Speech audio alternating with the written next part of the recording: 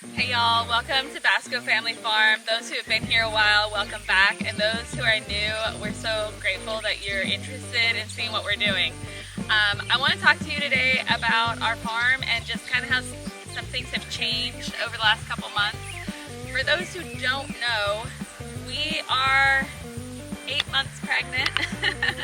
We are expecting our first child the beginning of December.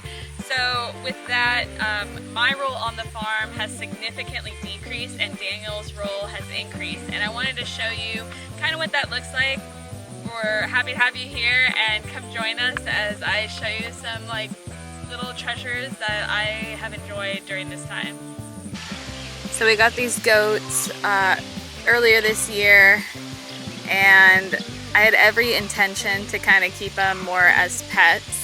I told Daniel these are our dogs. I do not get out with them and love on them every day, and Daniel makes sure that they have water, and you don't have to put feed out every day for them. We have feed sitting out and Daniel just kind of keeps an eye, make sure that they have enough feed, and then we keep on top of their hoof treatments, making sure their nails don't get too long.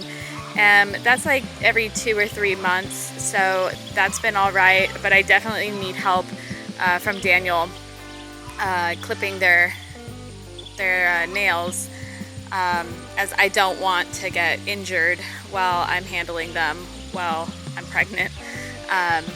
But these girls have been great. They're very sweet. They do not buck or jump up on me. We were really good about discouraging that kind of behavior, and I'm really grateful because they do not try to bump on my belly, so that's been good. They've had a pretty easy go so far. I'm curious to see how they do with their first winter with us, but Glen Coco and Buttercup are easy peasy goat girls to have, and if Daniel wasn't doing their water every day, this is definitely something I could do myself. He's just very sweet to do it. Here are the chickens, and for the most part they're not a lot of work. I used to be the one to give them feed and collect their eggs, but Daniel took over that pretty quickly. In the beginning of the pregnancy, I was not feeling well and just having trouble doing much of anything. So he came and he would take care of their food and water, collect their eggs, and he's just maintained that. At this point, with how I've been feeling and my symptoms, I could take back over the chore of caring for the chickens. But again, Daniel's very sweet and he takes care of them. What I do with the chickens is I'm in charge of sorting the eggs for sale and handling the egg sales still. So he keeps the birds alive and healthy while I manage the eggs.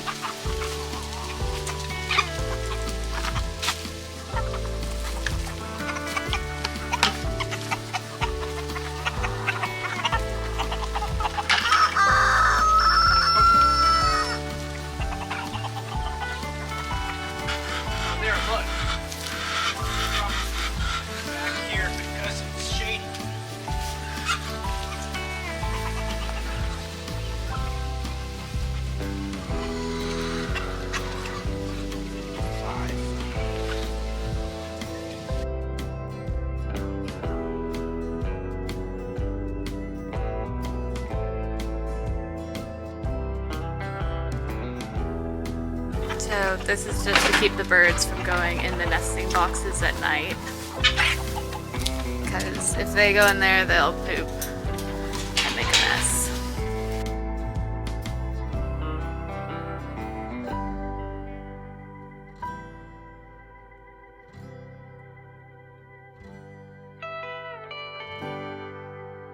this is a new task. Daniel rolls down the sides of the hoop house and this keeps the heat in. So there are 27 in the hoop house, and then we have one that free ranges. And there's her egg. Wait, I can't get it, it's not focused. Here we go. Here's her egg.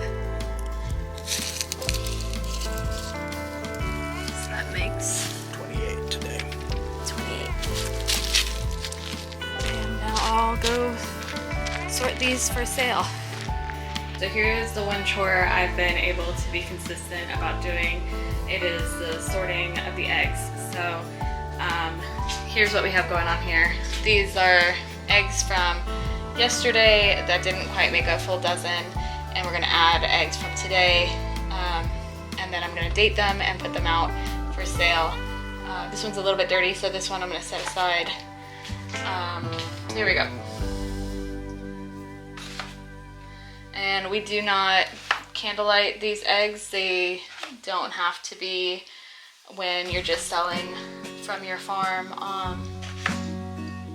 you know, curbside.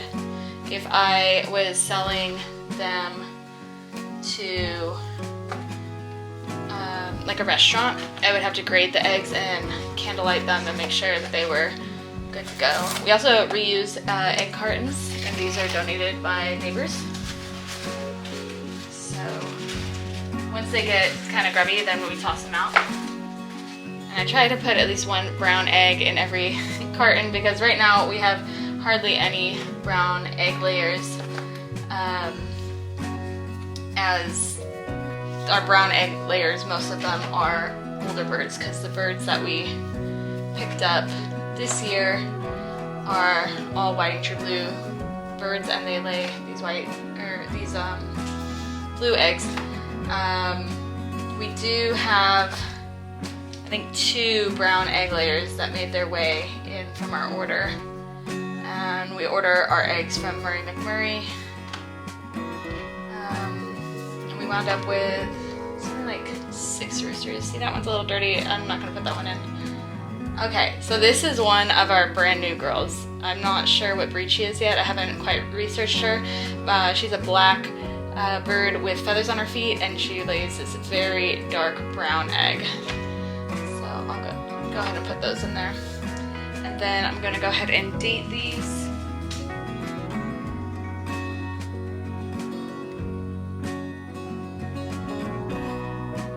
So because this one will be completed later on today when I collect eggs, I put a different date. This one I finished today. The eggs were collected on the 5th. So I'm just gonna go ahead and, we charge $5 a dozen. Wherever this came from, they charge $4.79 a dozen. So we're right about at market value. However, technically we're charging under market value. It's just locally, this is what we know our neighbors can afford. If we were to sell like in Richmond, we would increase what we charge. Before we moved here, these eggs would go for like $8 in Richmond from another egg seller in the area, and so now that egg prices have gone up, they likely would sell for about $10 to $12 a dozen in Richmond, just depending on where you're selling and how you're marketing. We still sell to our family out that way at just $5 a dozen, because we can. Here's another one of the chores.